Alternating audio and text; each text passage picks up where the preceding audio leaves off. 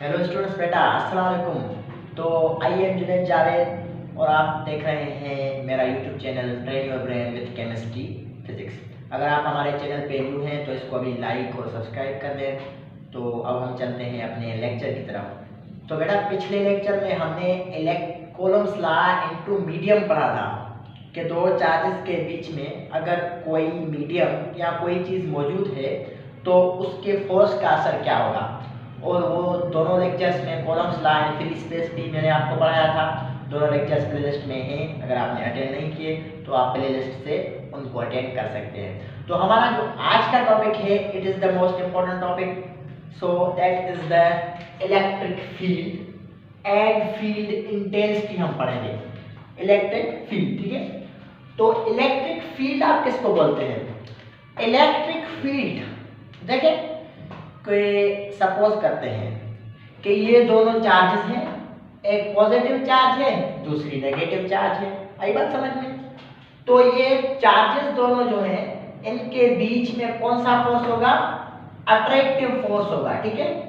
इनके बीच में attractive force होगा, क्योंकि मैंने आपको बताया कि जो अपोजिट चार्जेस होती हैं हमेशा एक दूसरे को अट्रैक्ट करती हैं और जो सेम चार्ज होती है हमेशा एक दूसरे को रिपेल करती हैं। मींस के जो अपोजिट चार्जेस हैं उनके बीच में अट्रैक्टिव फोर्स होता है और जो सेम चार्ज हैं उनके बीच में रिपल्सिव फोर्स होता है। आई बात समझ में? तो वो मैंने क्लियर करवा दिया था। तो अब ये दो चार्जेस हैं, इनके बीच में अट्रैक्टिव फोर्स तो है, लेकिन किस हद तक है? मींस के कितने एरिया तक मौजूद है? सपोज करें एरिया तक, कितनी एरिया तक मौजूद है? यहां तक मौजूद है। देखें ये मैंने लाइंस बना दी है। तो ये कुछ लाइंस जो हैं मैंने बनाई है, इसलिए हकीकत में ये इमेजरी लाइंस होती हैं जिनको आप बोलते हैं फील्ड लाइंस। क्या बोलते हैं आप इनको? Field lines. ये जो मैंने बनाई हैं दीज आर फील्ड लाइंस। आप इसको क्या बोलते हैं? These are called field lines। तो ये जो भी रीजन है, सपोज करें इस हद तक इस फोर्स का असर है, उससे आगे नहीं है, इस हद तक है, उससे आगे इस फोर्स का असर नहीं है, तो आप इस हद को कहेंगे इलेक्ट्रिक फील्ड। तो इसका मतलब हुआ वो हिस्सा, वो एरिया, वो फील्ड जो चार्जेस के चौतरफ मौजूद हो उसको आप कहेंगे electric field. That is a simple concept. तो अब हम इसकी डेफिनेशन लिखते हैं। What you mean by the electric field? इसकी डेफिनेशन है the region around the charges is called electric field. जो चार्जेस के चौतरफ रीजन होता है उसको आप बोलते हैं क्या? उसको आप बोलते हैं electric field. That is the simple concept. आई बात समझ में? तो अब हम चलते हैं हमारे टॉपिक पर जो है इलेक्ट्रिक फील्ड इंटेंसिटी। कौन सा टॉपिक है हमारा? Electric field intensity.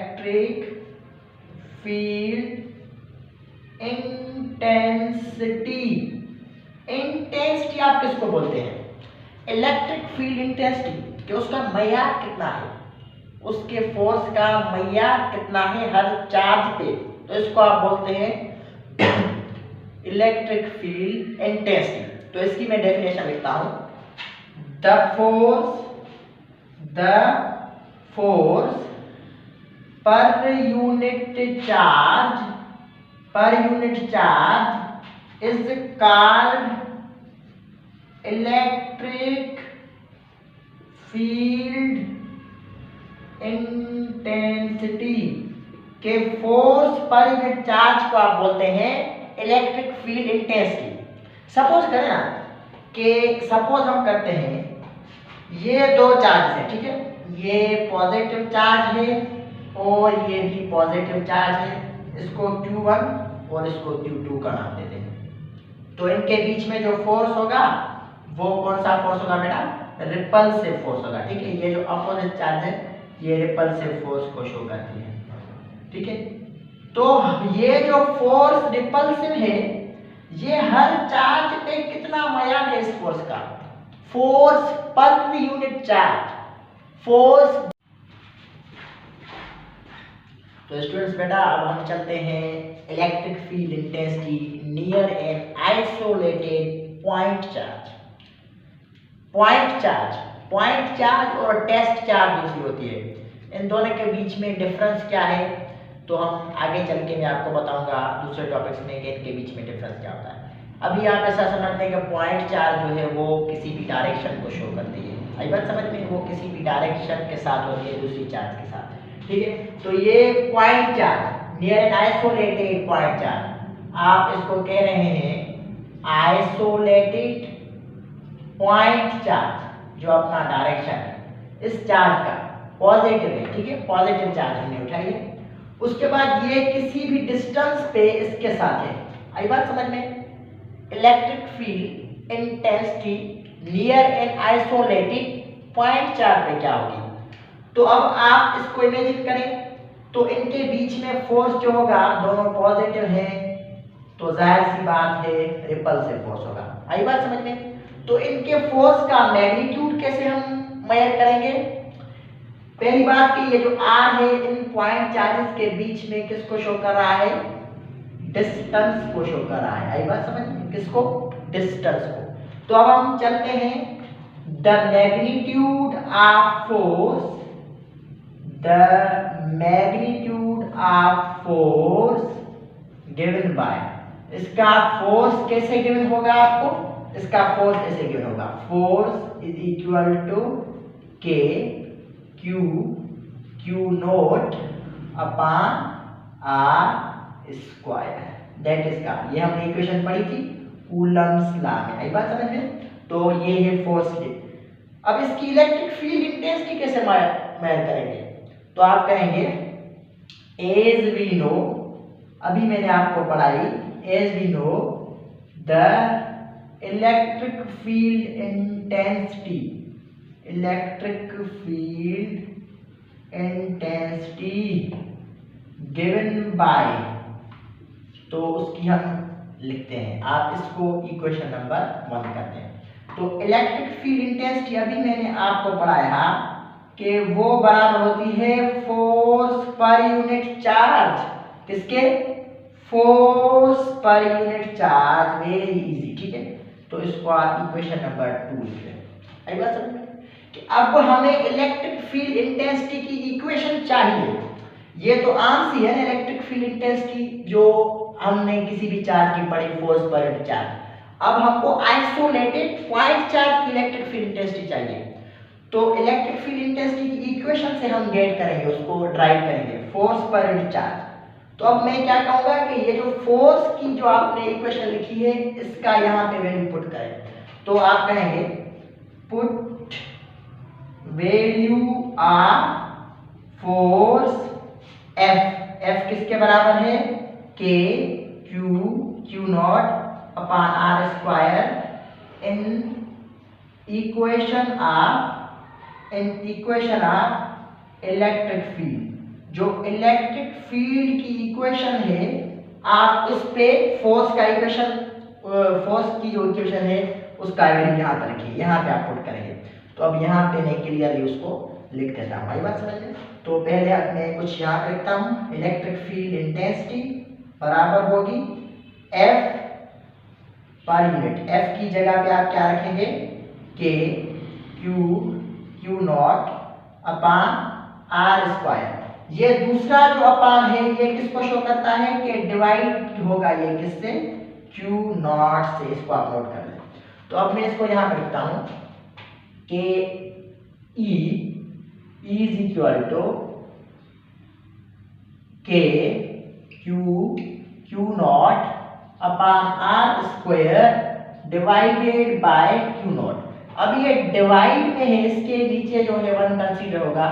जब आप इसको डिवाइड को मल्टीप्लाई में चेंज करते हैं तो ये रेसिप्रोकल हो जाएगा, तो क्यू नॉट में हो जाएगा कैंसिल, अब जो आपको इलेक्ट्रिक फील्ड इंटेंसिटी मिलेगी वो मिलेगी KQ/R²। तो ये आपकी इक्वेशन राइट हो गई। तो इसको आप कहेंगे electric field intensity near an isolated point charge पे आपको ये इक्वेशन। तो इट मींस कि इलेक्ट्रिक फील्ड इंटेंसिटी की दो इक्वेशंस होती हैं, एक KQ/R², दूसरी फोर्स पर यूनिट चार्ज KQ/R²। तो जैसे कि आप देखें कि near an isolated point charge में जो इलेक्ट्रिक फील्ड इंटेंसिटी है वो शो करी है कि ये डायरेक्टली प्रोपोर्शनल है अमाउंट और the magnitude of the charge, कि चार्ज आइसोलेटेड चार्ज का कितना मैग्नीट्यूड ज्यादा होगा, इलेक्ट्रिक फील्ड भी ज्यादा होगी। क्या आप लिखेंगे is the magnitude of isolated charge is increased the field intensity is also increased. So beta, that is the simple concept of electric field intensity and electric field. ये हमने electric field intensity near an isolated charge equation और ये electric field intensity की general equation, तो ये सब हमने right किया। उम्मीद है कि आपको बिल्कुल बात समझ में आई होगी। तो इंशाल्लाह नेक्स्ट लेक्चर में हम मिलेंगे, जो हमारा टॉपिक होगा वो होगा इलेक्ट्रिक फील्ड लाइंस एंड अगर टाइम मिला तो इलेक्ट्रिक फ्लक्स को भी हम कवर करेंगे। ठीक है, तो ये चैप्टर इंशाल्लाह ऐसे ही कंटिन्यू रहेगा और हम पूरा करेंगे। उससे पहले अगर आपने हमारे चैनल को लाइक और सब्सक्राइब नहीं किया तो इसको लाइक और सब्सक्राइब कर दें और बेल आइकन के बटन को दबा दें, ताकि मेरे आने वाले केमिस्ट्री और फिजिक्स के जो लेक्चर्स हैं, फिजिक्स इंटर के और फर्स्ट ईयर के, आप तक पहुंच सके। Thank you. अल्लाह हाफ़िज़।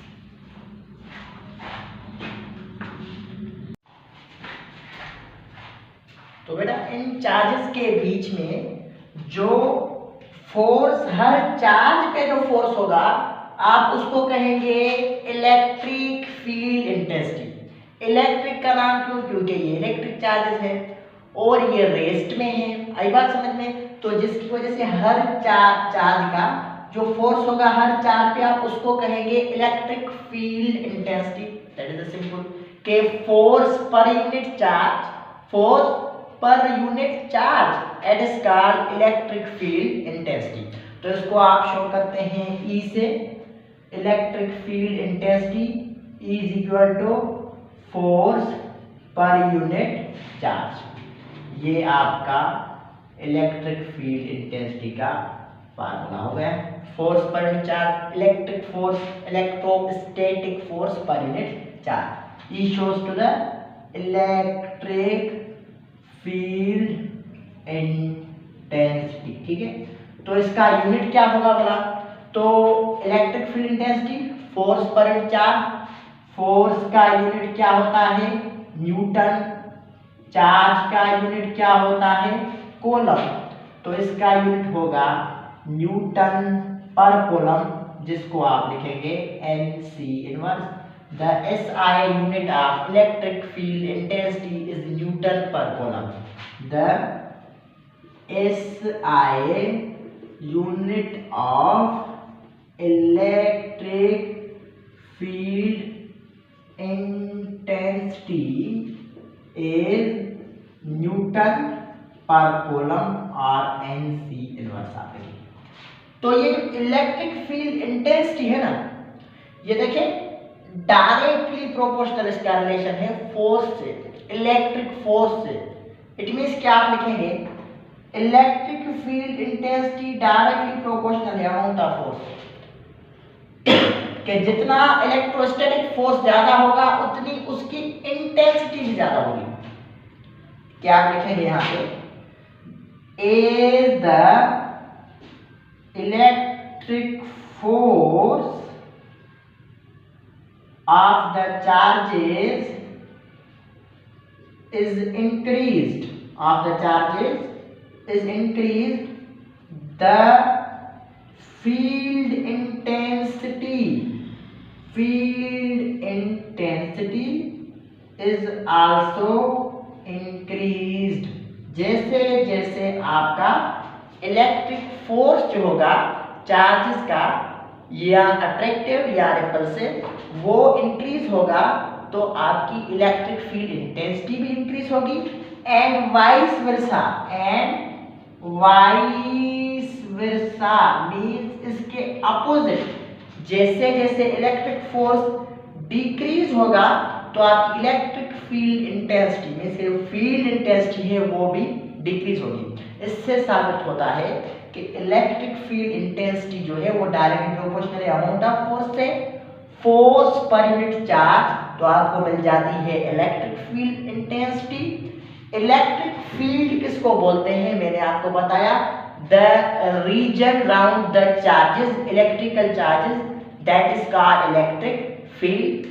इलेक्ट्रिक फील्ड इंटेंसिटी का SI यूनिट है न्यूटन पर कूलम और जैसे फोर्स इंक्रीज होगा इलेक्ट्रिक फील्ड इंटेंसिटी इंक्रीज होगी, जैसे अमाउंट ऑफ फोर्स डिक्रीज होगा इलेक्ट्रिक फील्ड इंटेंसिटी भी डिक्रीज होगी। तो आप इसको नोट कर दें। तो हम चलते हैं electric field intensity near an isolated charge की तरफ। आई बात समझ में, इसको नोट कर दें।